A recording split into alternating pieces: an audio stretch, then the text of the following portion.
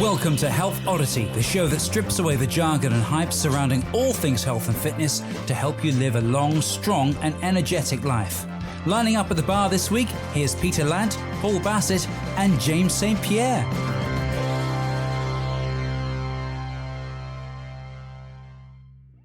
Hello and welcome to the Health Oddity podcast, episode 72. Now, today's episode, we are recording the first week in January. So it's the first week back at work for many people. It's the first week of the gyms we were open over Christmas, but, people kind of getting back on track, as it were, after the Christmas and the New Year break. Or potentially maybe starting following the Christmas and the New Year break. So what we thought was today, we're recording just after New Year. This is going out, if you're listening on launch day, it's the 14th of January. And myself and the Health Oddity co-hosts or hosts, who I'll introduce in a second, we're going to kind of have a bit of a riff and a bit of a talk around the kind of conversations we've been having this week with our members and our clients and people who maybe have been contacting us about things at the start of the year, and address some of those themes and see if maybe that can help you. And some of them may be familiar, some of them may be things you've been asking yourself. So we thought this would be a good opportunity to do this. So first of all, welcome to Mr. Peter Lant in Bath. How are you doing, Pete? We're all right. How are you? I'm very good. How's your year started? It's been good. It's been good because we didn't shut down over Christmas, but my girlfriend's a teacher and that, so when she finishes, she books time away all the time. So it was like, oh, we're going to Brixham, so we ended up in Brixham in Devon for a week, and then most of my guys were away visiting family and stuff like that. So we were away for 2 weeks. Well, we had 2 weeks off, so we got back to it on Tuesday, and it was so nice to get back to it. It was brilliant. So I was kind of, it's one of those things.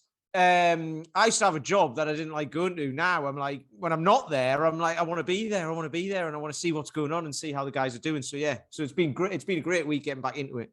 Well, it'd be good. We can maybe touch on later on, because this is part of one of the conversations I've had in the last week. I know that you were away for, like you say, for the best part of 2 weeks over Christmas, but you continue to train over that period.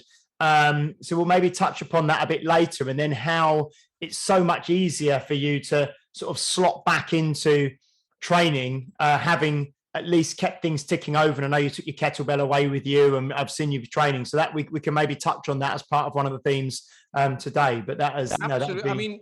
And I can talk about that anyway, because I put a post out about people. I'll talk about it later, but it's like, what are you taking that with you for? You're on holiday, and it's like, well, yes, I'm going to have loads of free time. Yeah. There's only so many Sudokus and crosswords you can do, isn't there? Exactly. And Mr. Paul Bassett in Putney, how are you doing, Paul? I'm okay. Yeah, just hitting the new year, trying to be as busy as possible. Make hay while the sun's shining. It's getting more inquiries, and it's kind of weird. It's a weird lead up because as a fitness industry, no one's really that interested in fitness kind of 2 weeks before Christmas. And then all of a sudden the kind of switch is flipped. And then, you're the one that everyone's contacting. So, so it's, I had a pretty, I say relaxing, you have to look after the kids. And so they're out of school, you have to be I don't know if I'm that entertaining to the children over the course of a day, but, I ran out of jokes after a while. Okay. It's difficult because a 6-year-old doesn't quite have a sense of humor. They do, but they don't quite understand jokes. They don't have the same sense of humor as a kind of person in their mid-40s. No, they don't. It's really surprising, really. The youth of today. It depends if you're telling them jokes from now or jokes from 40 years ago. Yeah, they don't get my Ghostbusters references. They don't get, they don't get any of the Star Wars references. It's ridiculous. Very, mate. Based on kicking off then, something that you just mentioned, Paul, was this notion of, or this idea that in January, everyone's minds turn to either fitness or fat loss or weight loss or being more active or New Year's resolutions and that sort of thing. I noticed, I think it was on Boxing Day, and I don't watch a lot of TV anyway, and I certainly don't watch a lot of TV that's got adverts in it, because I might watch Netflix or watch things that I've recorded.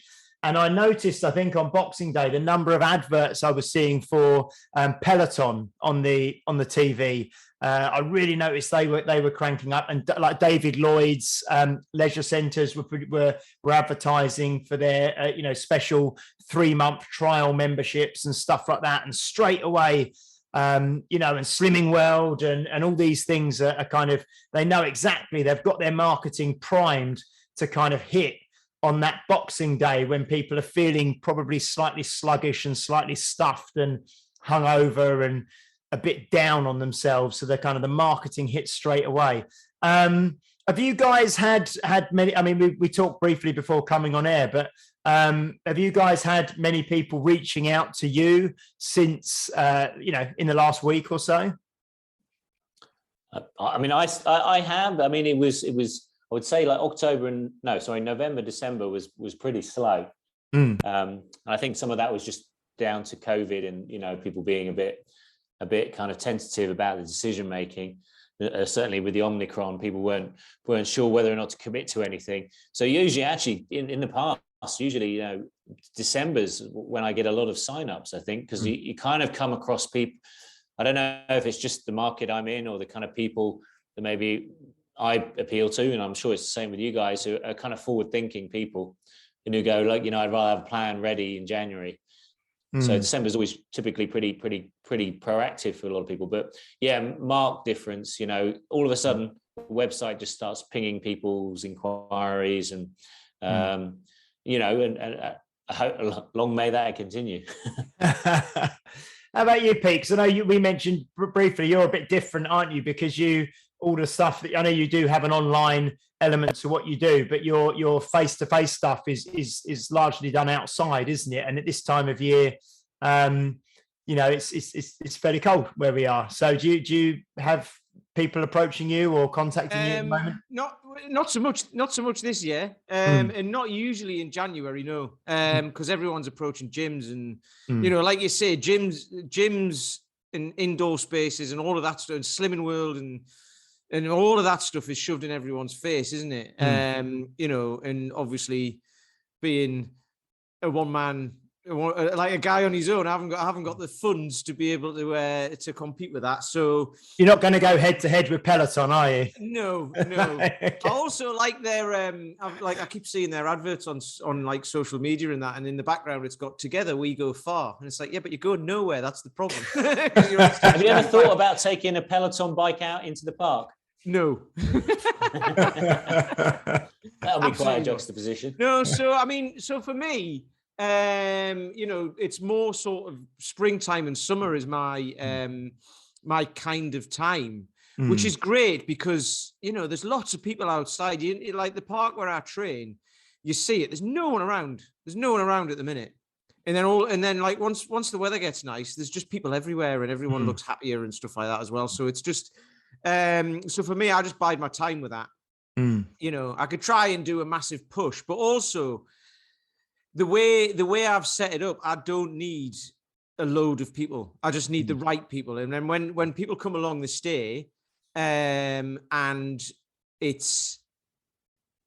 everyone just gets on. It's like a nice little community. You know what I mean? And I could have, I could try and market it loads and have loads and loads of people. But it just wouldn't feel the same, and I wouldn't feel comfortable doing that because then you can't keep an eye on everyone. When Dan John was at your place, he was talking about like training kids and stuff like that, and you always think, what's the worst that could happen? And the more people you've got, the worst that could happen kind of escalates, doesn't it? I used to have a guy who would have like the heavy bells lying around. As soon as I took the eye off him, he had a sore shoulder. He'd be trying to press a really heavy bell just to test it, just to test his shoulder to see if it was still knackered. And I'm like, don't do that. Sounds like a toddler or something. The minute you turn your back, they're playing with something. Or yeah, exactly. Yeah. Or you've got like a couple of kids over there playing, and then you turn your back and turn back round, and then it's just chaos. And you're like, what happened? Well, you send a 2-year-old into like if military ever want to test the strength of their kind of fortifications, you send a 2-year-old in there to find something that they can destroy in an instant. Or the most dangerous things in a room can be found by a 2-year-old very quickly. Yeah. I was like the guy to... on, it's on Father Ted, isn't it? Have you ever seen that with one of the, they have the priests all have their idiosyncrasies, the ones who, there's like the boring one and the one who doesn't stop talking and the one who doesn't stop laughing. And there's the one who just comes around, smashes everything. Like he's picking the doors and pulling them off the hinges, going, shoddy, it's shoddy, look. And he just like smashes the place up. Be like that. I'm going to say you made me think with your, talking about outside training. It just, I was listening to the episode with Eric Doyle today, actually. Yeah. That was a really, really good episode. I listened back to the episodes, after they've been out and just to refresh my own memory. And that, he was talking about training on the beach, wasn't he? And how whenever he's out on the beach with his mace and his maybe kettlebell and Bulgarian bags, he says it's hard to get through a full workout because there's so many people around. Obviously, California on the beach, and people come up and talk to him and want to have a go and want to take photos and all that sort of thing. So I kind of get that impression from what you said that maybe, Bath in the kind of spring and summertime is lots of people walking around outside, and you're going to get a lot more people just approaching you and asking what you're doing. And it's a much more pleasant time to be outside training. It's fantastic. And what we do get as well is there's a load of people who come past, but like a lot of people who come past and say, they'll be like, oh, I couldn't do that. And, they try and pick up one of the belts. Oh, that's heavy. How do you do that? And all of that, oh, that would hurt my back, this. And then I'm like, no, no. I had one lady walk past once, and there was a lady who I had pressing a 12-kilo kettlebell. And she was fairly new, quite strong, but not strong enough to press the 12 properly yet. But she was just like, having a bit of a go, and I was just seeing where she's at. And as she was doing it, I said, that's slightly too heavy for you at the moment. We'll have to go back down to the 10, because I said, that's just too heavy for you at the moment. And this lady walking past went, of course it is. It's way too heavy. And I was like, who the hell are you? Probably she's got no idea how much it actually weighs. Yeah. And I was like, who are you? What do you know? I've done this for years. I do it for a living. I've done lots of education in this. And then, so this lady who was trying to press the 12, who was pressing it, just not amazingly well. It was about 2 months ago. She did 10 sets of 10 presses with the 12 perfectly, no problem. So she got there. So it's not too heavy for her. It just was too heavy in that instance. But yeah. Anyway, this is the thing. The other thing with training outside, you get lots of people who come up and have a chat and are very interested, but you also get a lot of comments and a lot of criticism as well. So it's surprising how often the police drive past me as I run backwards up a hill in Wimbledon. It's a very exclusive area because it's very quiet, and because it's multi-million pound mansions, no one parks on the street, which is great if you're running backwards, because you don't want to run into a car that's parked because you can't see it. Yeah. But the problem is it's very quiet. So if you're there, a man in a hoodie with gloves on, running backwards, you do draw attention to anyone who may be peering out the windows. But I get a lot of police just kind of driving slowly past me as I run backwards. Okay. We've had, so for the evening sessions in the winter, I've got like a light, and I just put that on and it lights us up. And the police have been past sometimes, and 3 of them came across, because they obviously don't come across like in the dark with one copper just like wanders across, because anything can happen, right? 3 of them came across with the torches and everything, and they just came up and they're like, all right, well, we're just seeing what you were doing, but that's okay, carry on. And I thought, well, if we're like sitting here doing drugs or something like that, we're not going to have a massive light on, lighting us up, showing you how we're doing it. Dear me. So guys, have you been, I've had two new members join this week. We haven't kind of pushed anything for new people. So we just kind of, if we get anyone organic sort of come through, then we have. So that's quite nice. But more of the conversations I've been having this week have been with, so I've had conversations with these 2 new people, but most of the conversations have been with kind of existing members at the start of the year.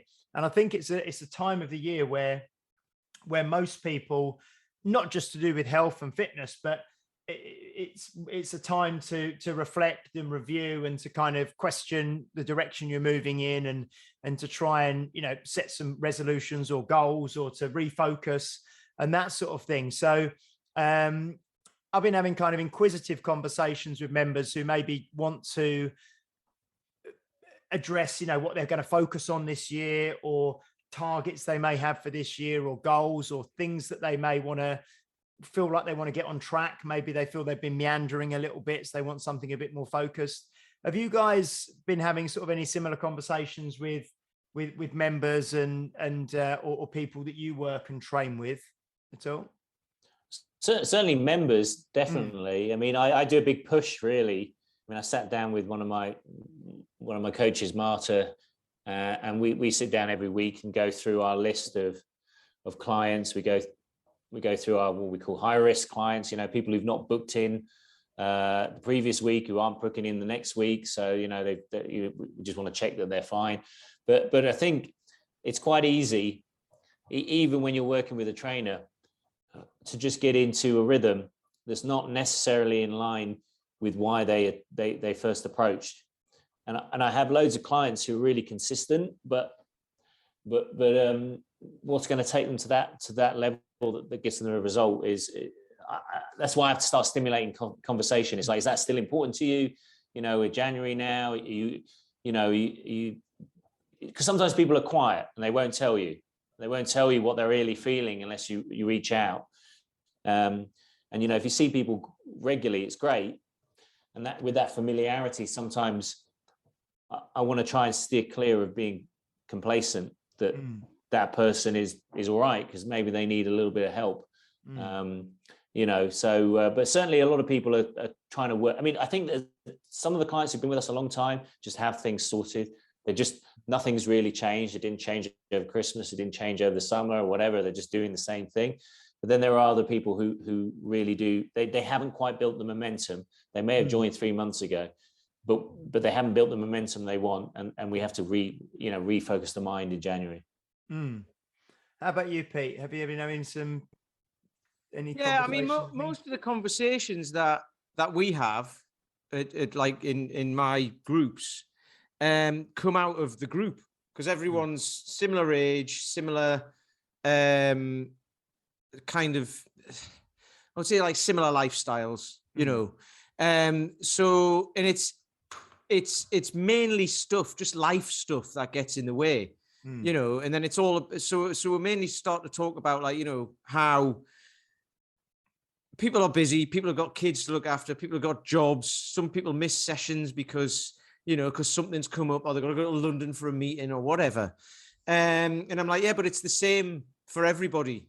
Like, you know, and it's not saying like you're not special and you're not, you know, but it's like, you get, I was talking to somebody today who said, you know, she managed to have a couple of days where she was doing stuff for herself, and she, you know, she's going to get her hair done, and she's going out for a coffee with a mate, and she was doing the kettlebells in the morning and all of that. And it was like, she said she felt guilty about it. And I was like, well, don't. And she's like, yeah, but I feel like I should be doing stuff.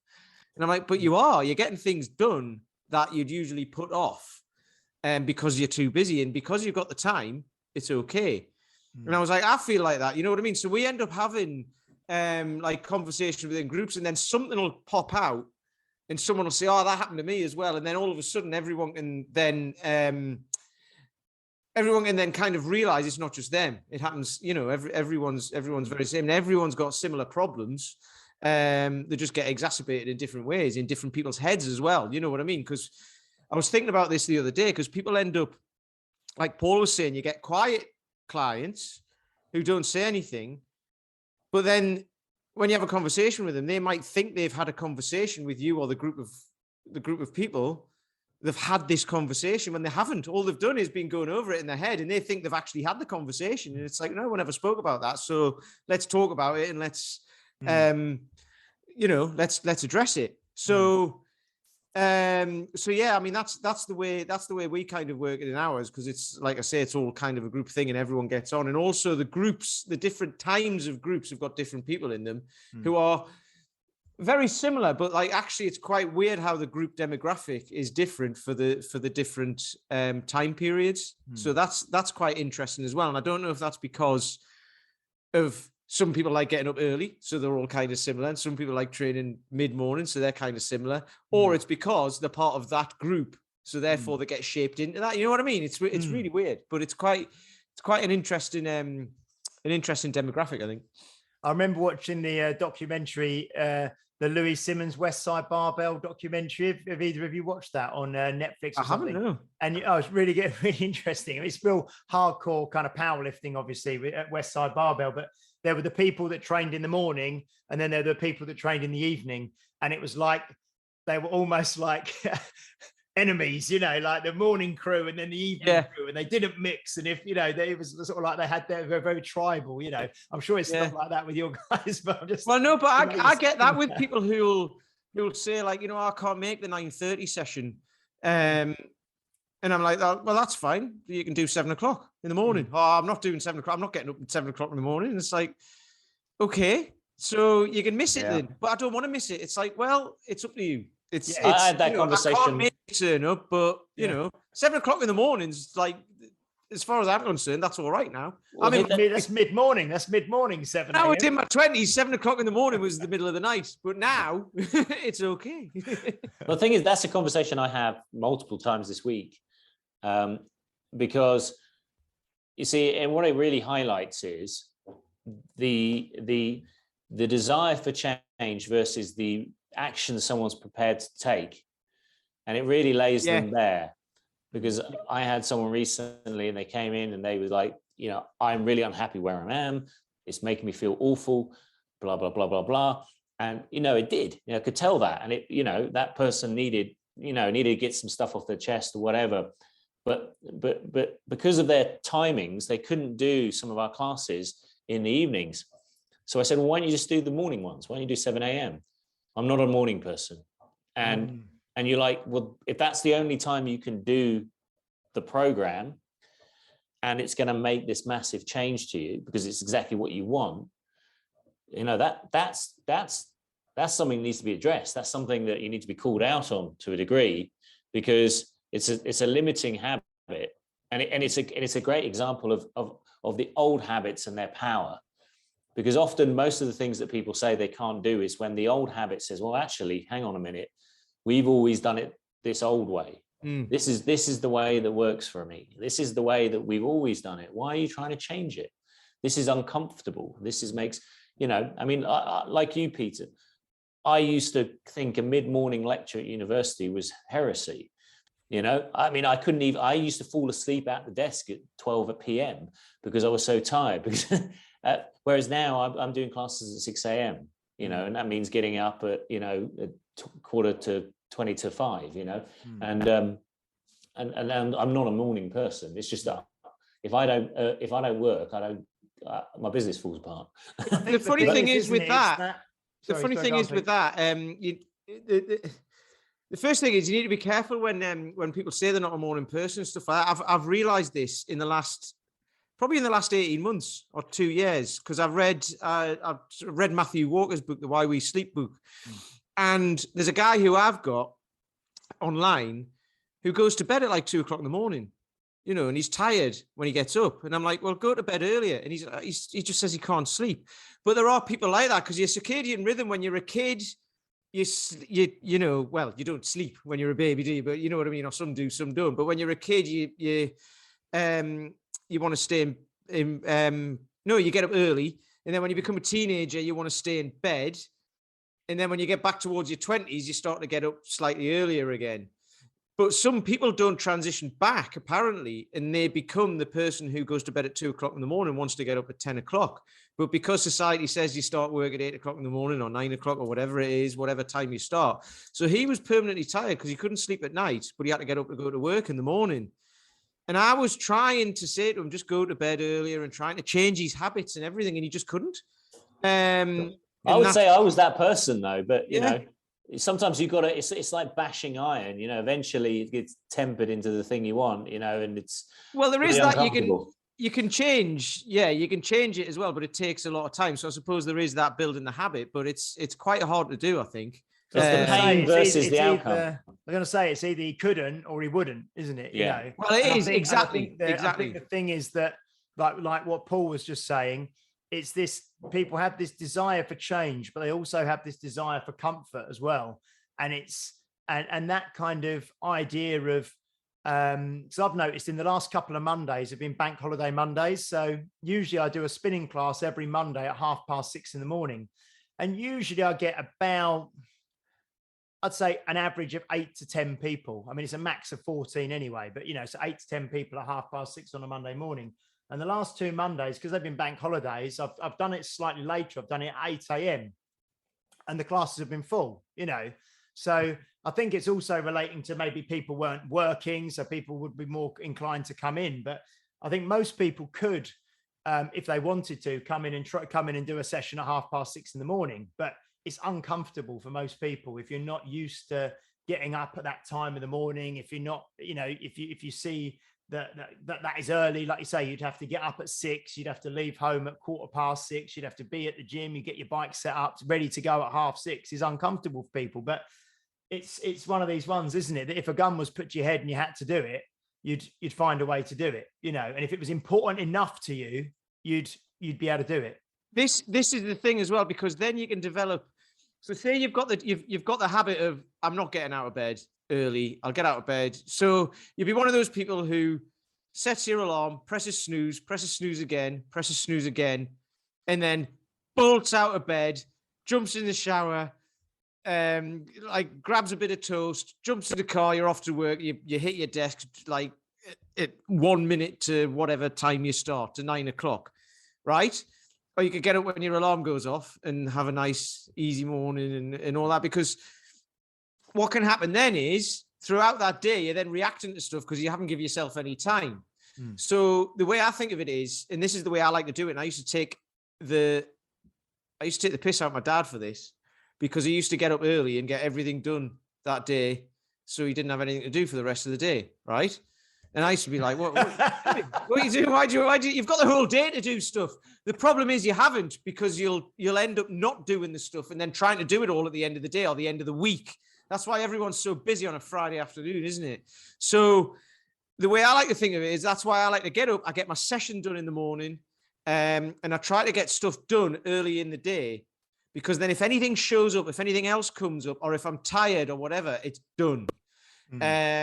So I don't have to worry about it. And also, if I don't do that, I'm more likely to make excuses throughout the day of why I can't do my session. Oh, I can't do it today because this got in the way. I've just eaten. I can't do it now. I'm tired.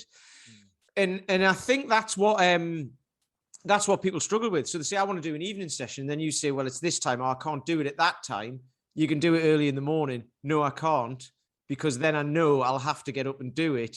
Whereas if I try and do it in the evening, I can make the excuse then that I could, and I think that I used to be that person. You can get into that cycle of, I've never got time to do anything. And actually you've got as much time as everyone else. And I know there's caveats to that of, like, people with young kids and and all of that. I know that, but for pretty much everybody, it's very much the same, isn't it? And if it's priorities, it's whatever you prioritize.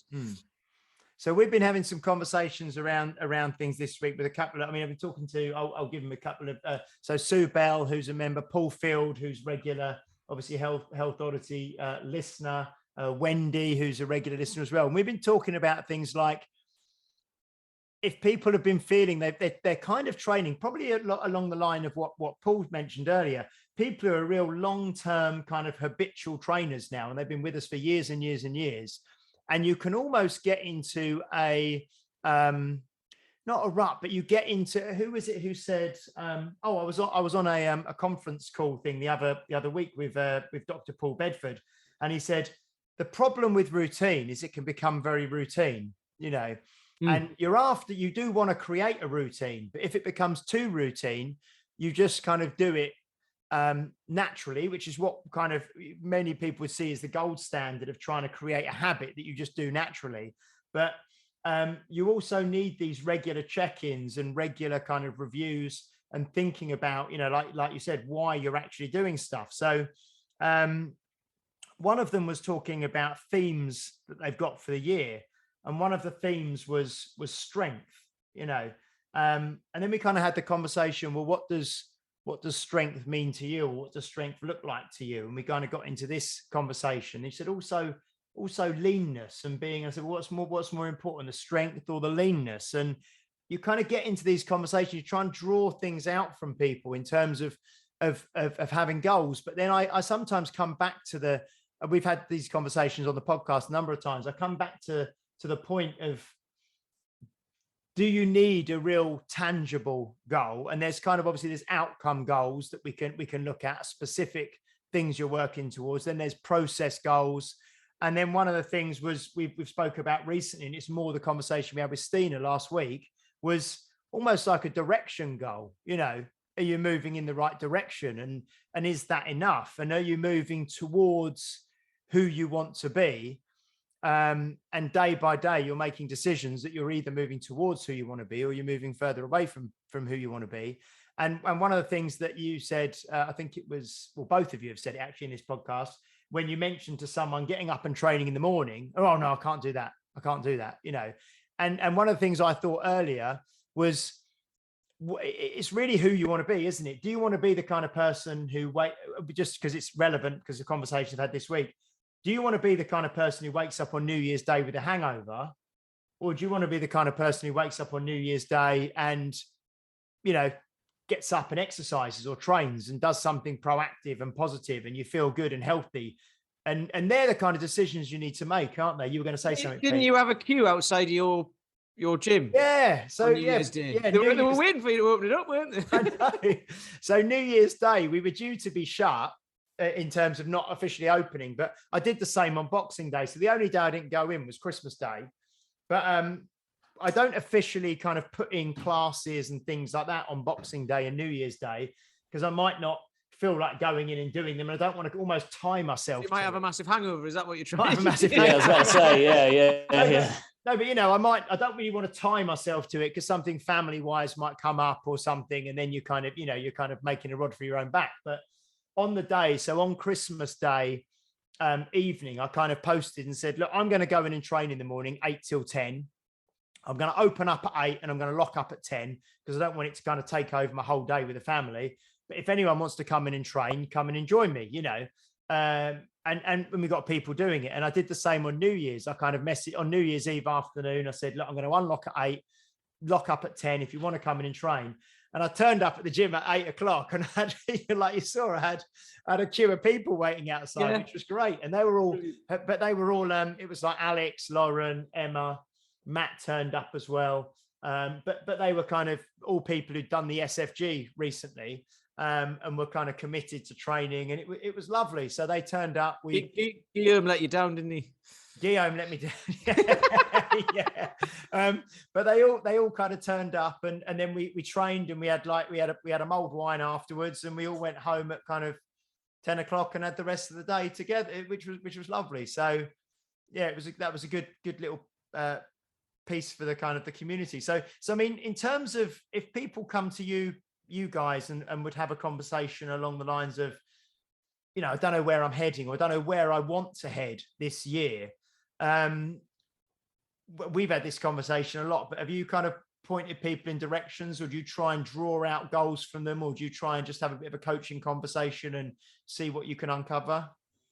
Well, I've had one in particular, a lady who, she moved in next door to me actually last year, and she lives somewhere else now, but she's come along. She's 61, right? And she used to live in Cornwall, and she did this like outdoor training thing in Cornwall as well, and they had all these like logs and stuff like that. It was a big old kind of just like things that get like jerry cans and all that they could get their hands on. And she did some gig rowing and all of that sort of stuff.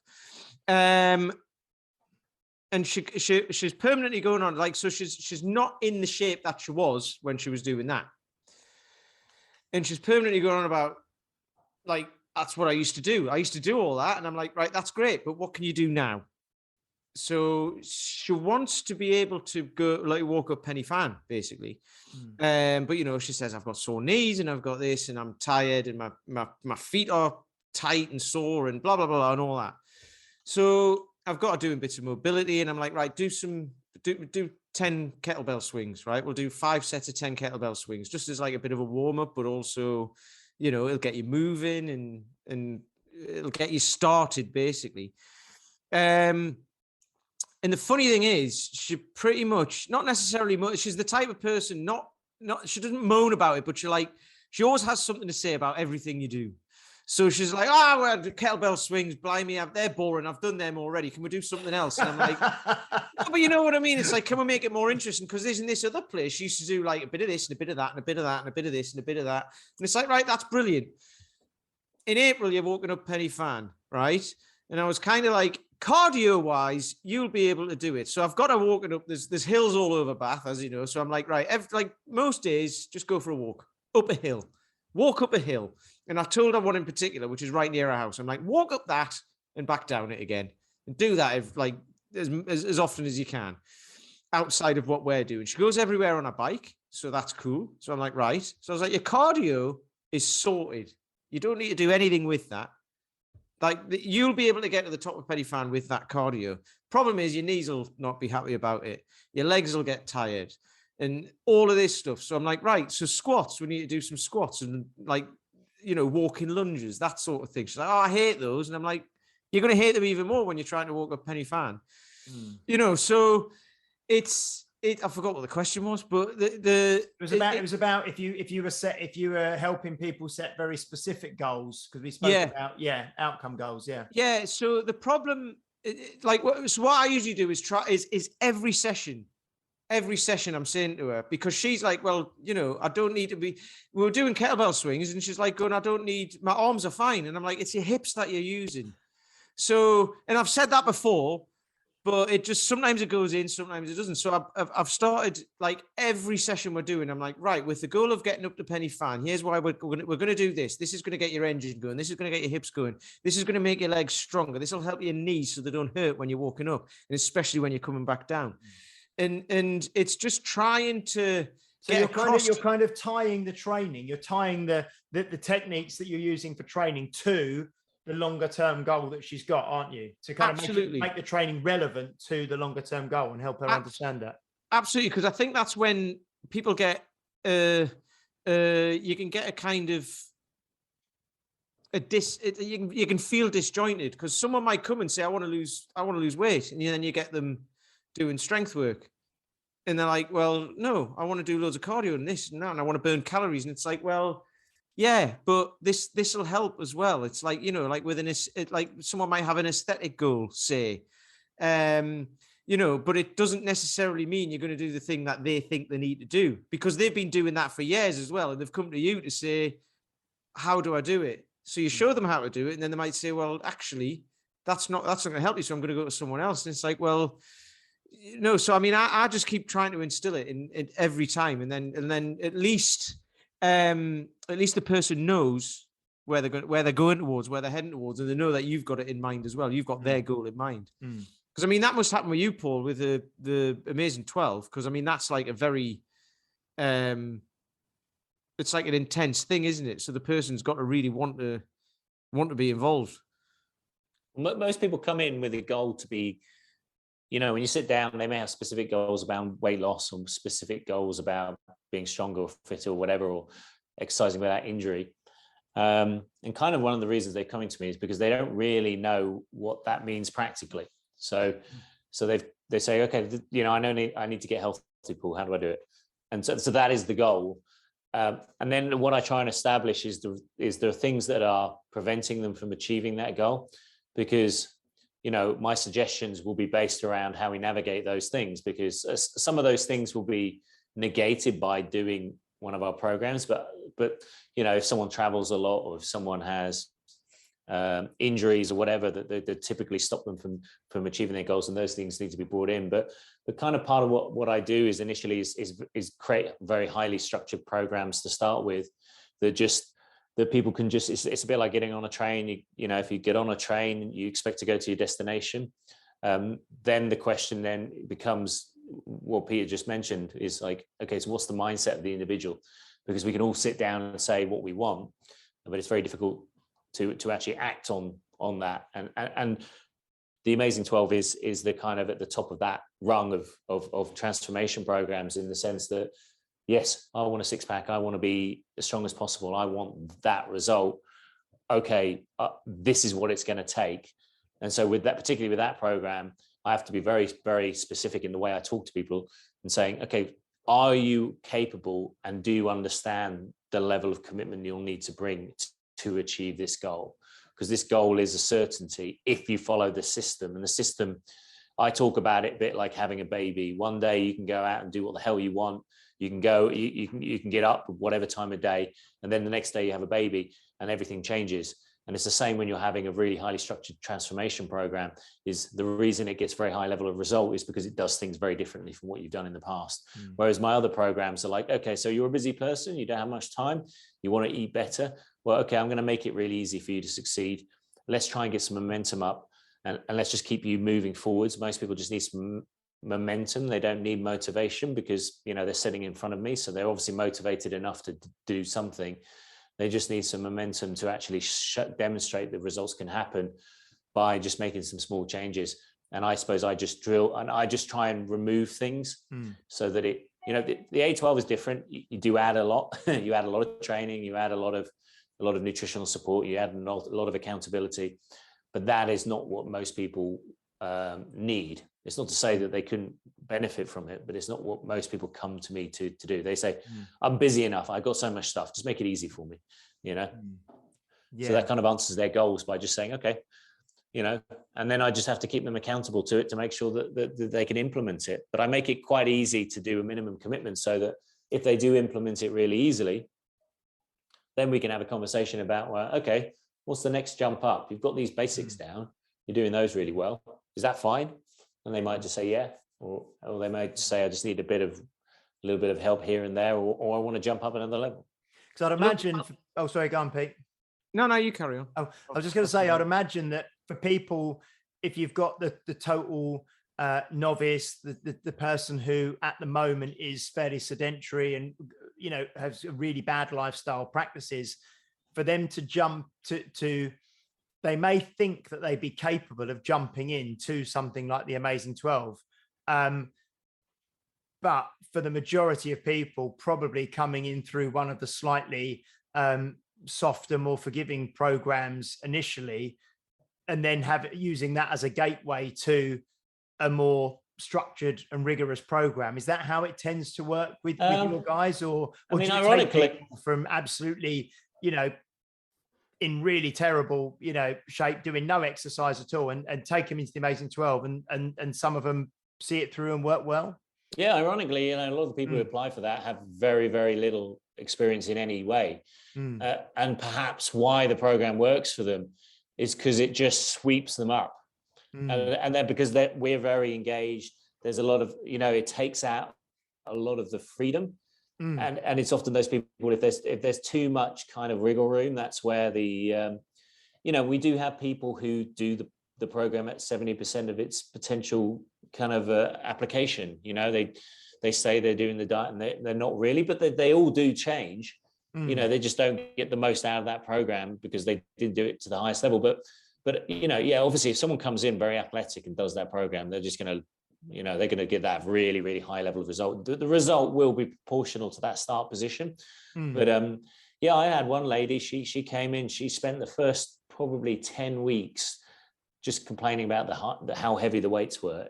You know, oh, it's gone up again. Oh God. And then something just switched. I mean, it was just amazing. She literally became like a machine. It just like overnight, she suddenly just decided that like she was now a different person. I don't know what happened, but it just kind of. I have to say that happened to me last Friday. Yeah. I was like, oh, this is too heavy. I was knackered. But I think that might have been because it was like New Year's Eve, and it was like coming towards the end of the Christmas period and all that sort of stuff. Well, whenever a lot of my clients are very successful people. So, you know, they work in, you know, and I'm sure it's for you guys, they're professionals. You know, you might be working with accountants, lawyers, doctors, you know, people who professions, run their own businesses, etc., teachers, you know, and they're used to negotiating. So when it comes into the session, you know, they try and negotiate their way out of things, and that never goes well. I say you can't negotiate with a terrorist. So, It's but you know, I mean, so it's like my suggestion box is the bin, but it's you know, they're not there to do things. You know, I give them the sense of free will. Yeah. The fact that you said something interesting right at the beginning of all that, by the way, but then it went downhill. Yeah. There was something very interesting right at the beginning, and then the rest of it, I was just blah blah blah blah blah. Yeah, like Charlie Brown.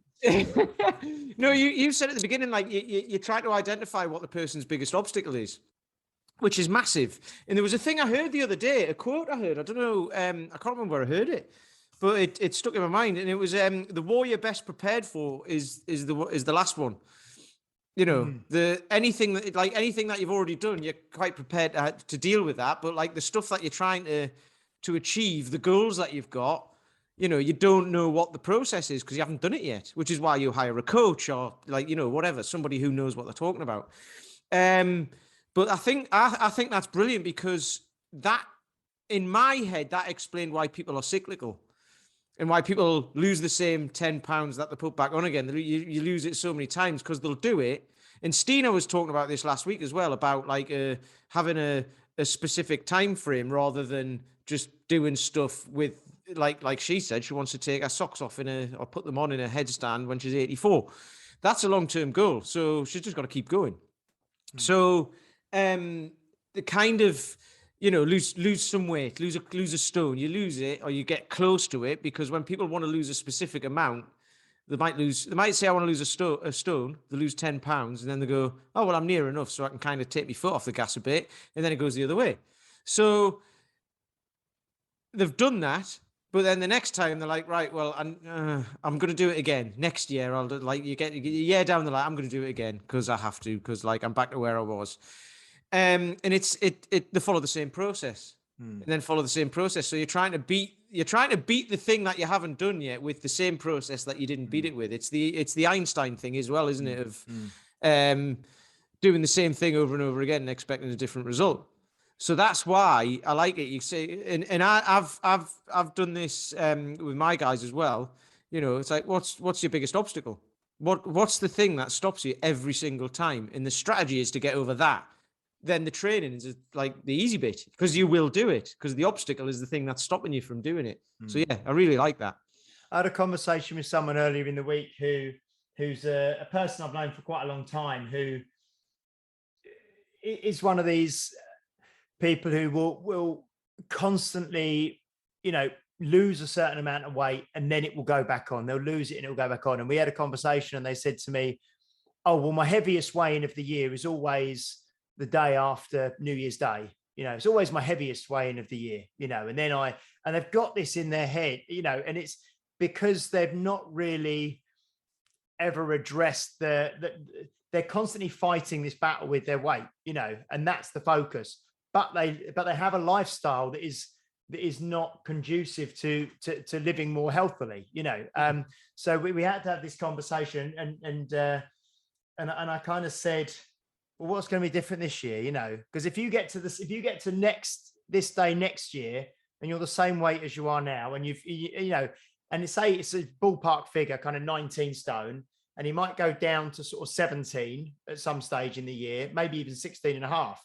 And then by the end of the year, he's 19 stone, you know, and he's not healthy. He's borderline diabetic, you know, and all this. So we've started having some real kind of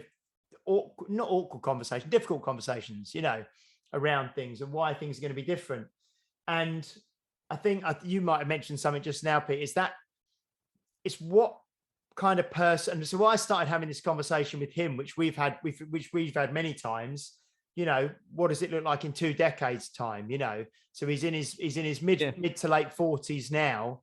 You know, no, he's 50 in about 3 years time. So I said, what does life look like when you're 50? You know, and from what we spoke about with Stina, you know, what are you able to do when you're 50? What are you not able to do? And I actually said to him, let's start having a conversation with your wife about it as well, you know, because he really says he wants to change, you know, but the actions he's taking aren't in alignment with what he says he wants, you know. You've just said something there as well, which is huge. And I had a conversation with a guy about this that he instigated actually on one of my online guys. about his nutrition, and he's been doing really well. He's been doing the training really well, and then he's like, I'm trying to work out how to handle nutrition. And I was like, well, you've used the same approach that you're using with your training. Really, you just be disciplined about it. So over Christmas, he's had a conversation with his wife. He's got kids and stuff, and they're going to work out the shopping rota and all of this. They've had a conversation about it, and they're going to work out how to eat more healthily, basically. They already eat healthily, but eat more within the parameters of weight loss. So, like, calorie deficit and all of that. And I said to him, the amount of people, the amount of guys in particular, usually, who don't blame their wives or blame their family, but they'll use their family as an excuse to say, I don't do any of the nutrition, I don't cook, I don't do it, so therefore I've got no say over it. And I've had that a lot. My wife handles all the meals and stuff, so therefore I don't. I just eat what's put in front of me, and it's like that means either I'm not going to have the conversation, or I'm scared to have that conversation because I don't know what will happen.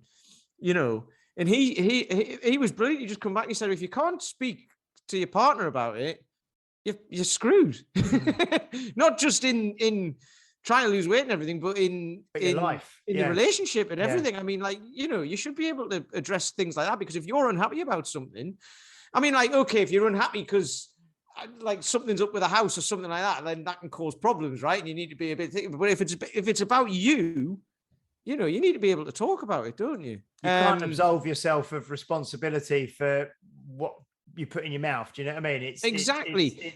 But some people do. But also, that's the other thing, isn't it? Because you have to take responsibility for it. You can use all the excuses under the sun, but you ultimately have to take the responsibility. And even if that would be to a point of like, okay, well, you make the meals for you and the kids, and I'll look after myself for a while. And then, like, after a while, it'll be like, well, that doesn't really work very well. And it's like, right, well, what we're going to do about it then? Because it's, you need to do that. Well, I think that's been it's been lovely just catching up with the two of you, and and over the Christmas period and going forward from here. I mean, we've got some great guests lined up already. I know that, Paul, you've lined up Ranges of Strength. Is it Lucas? Oh, you're muted. I'm muted. Lucas Aaron. Yep. Lucas Aaron. Used to be known as Bodyweight Dad on Instagram, and then he set up a business called Range of Strength. He did some crazy things. Yeah. So we've got that lined up for later this month. We're going to have a few more guests on as well. But no, that was it was really nice to kind of I like these conversations where we kind of just talk through the things that's going on with us and our clients, and the kind of some of the challenges, maybe, or the questions that we get asked, and the directions that people need to move in. We didn't touch on some of the things I was going to mention, things like no, I won't even mention that. We'll leave that for another episode, because that will take us off on another tangent. Pete, anything you'd like to say before we wrap up? I think I've said enough. But no, I like the thing you said, and the thing I like to leave people, I say a lot, and I like to leave people with, is what do you want to be in 20 years' time? So you were talking about, like, doing the things that get you towards your goal. Okay, like whatever term that goal is, if it's a 3-month goal, 12-month goal, whatever. But keep in mind that, what does it look like in 20 years' time? What would the person... So in 20 years' time, the person who you want to be, what would that person do now? And I think that's huge. I think about that all the time. And pretty much every decision I make, I have that in mind. It's kind of just in my head all the time now.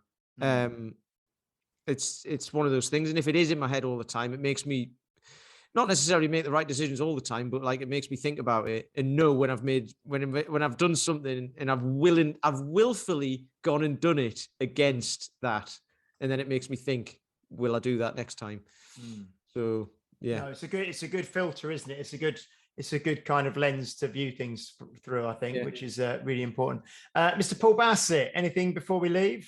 I think if I say something, it might come across as self-indulgent now. So, everything's been said.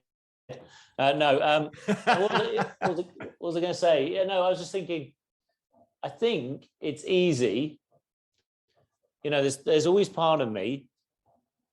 As much as I totally understand how challenging it is to be healthy.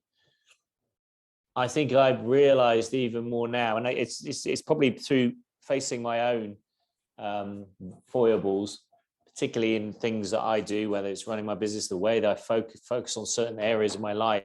It's just bloody uncomfortable, isn't it?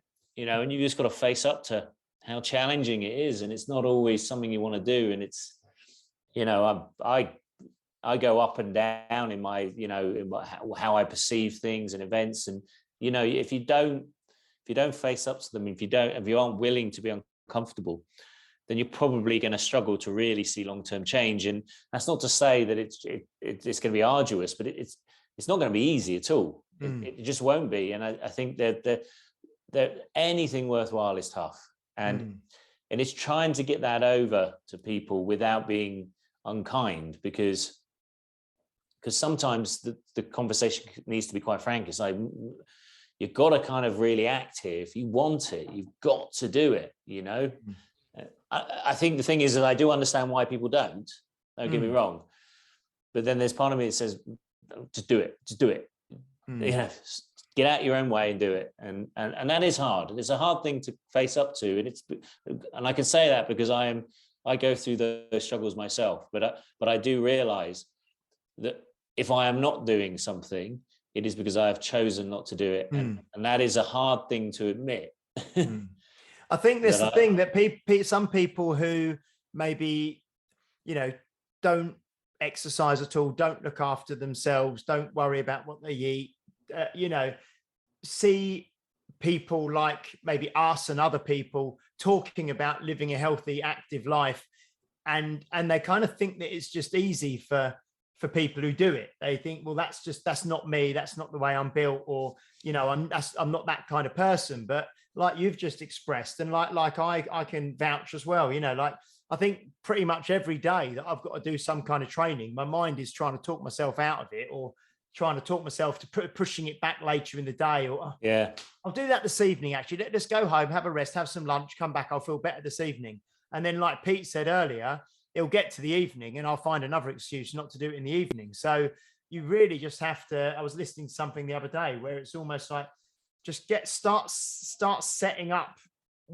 So I actually just set up what I'm going to use. If it's a kettlebell, I'll set it up. I'll get out my abacus, my wooden abacus that I always use, or I'll make up my barbell that I need, and I'll just be 1, 2, 3, just do it. And if I do the first set, I'm then going to carry on, but it's not easy for anyone, and the thing behind that, what you just said there, is we've all been there as well. When someone says it's easy for you because you do it for a living, it's easy for you, because it just is. It's like we've all been there. You posted a pic. I mean, I know I've been there. I was like unhealthy and out of shape and overweight and all of that sort of stuff. Paul was in the same position. I don't know about being overweight or not, but you were. I was, very much. So. Drinking and all that, and like working and socializing with work. We had jobs where you had to do that.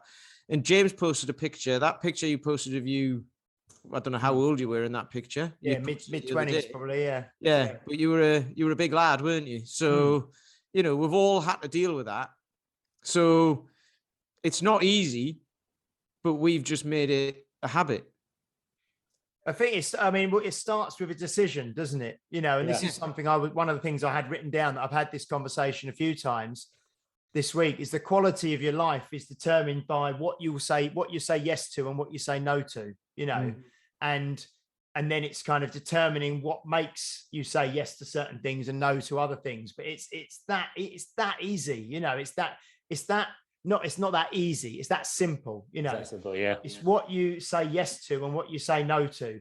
If you're it's also being able to say, Stina said this last week, being able to say yes to the things that you want to be able to do, but you have to say no to it at the minute because you can't do them because you're saying yes to all the other bloody things. So, yeah. But I find nowadays the people I talk to, it's more getting them to say no to things. Yeah. Like say no to commitment, say no to people wanting help, say no to, and it's not saying you say no to everything to be selfish or be an arsehole or whatever, but the kind of people that probably the three of us work with, like you say, they're people who've got responsibilities, they're people who are conscientious, they're people who have got families, they're people who are responsible. So people will come to them for help a lot, and they'll say yes to a lot of things that ideally they, then by saying yes to these things, it takes them away from the things that they say they want, so it's very, very complicated. But anyway, it's been a fantastic conversation today, guys. So thank you so much. That was episode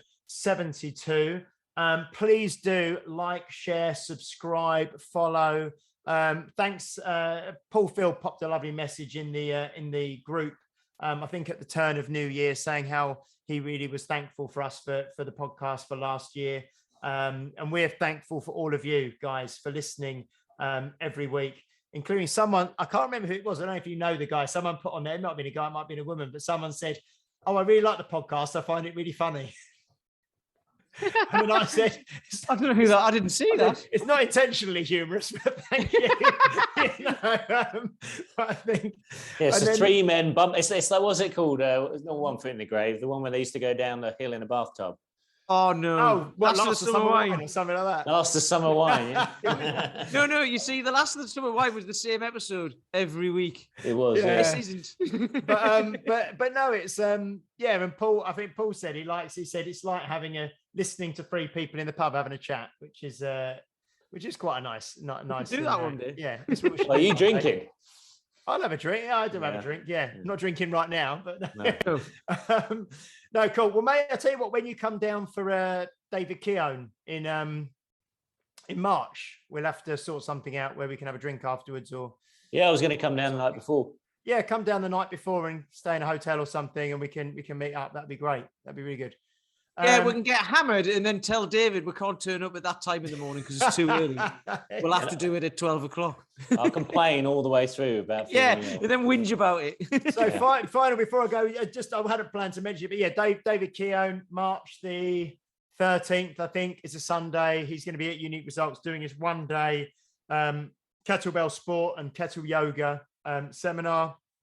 Please do book. I think there's only about 6 places left now. But if you want to book in, and there's a kind of an early bird price until the end of January. So if you want to book in for that, that'd be great. The three of us will be there. So if you'd like to meet all three of us in person, it would be lovely to see you. Anyway. Or come along and just give us crap for ruining your ears once a week. Just come along and go, you lot. Anyway, guys, we will catch up with you soon. Thanks so much for listening. Take care. Bye-bye. You've been listening to Health Odyssey with Peter Lant, Paul Bassett and James St. Pierre. To get your regular fix of hype-free health, you can subscribe and leave a review wherever you get your favourite podcasts. You can find out more on today's and other topics at healthodyssey.com or find us on Facebook or Instagram by searching for Health Odyssey.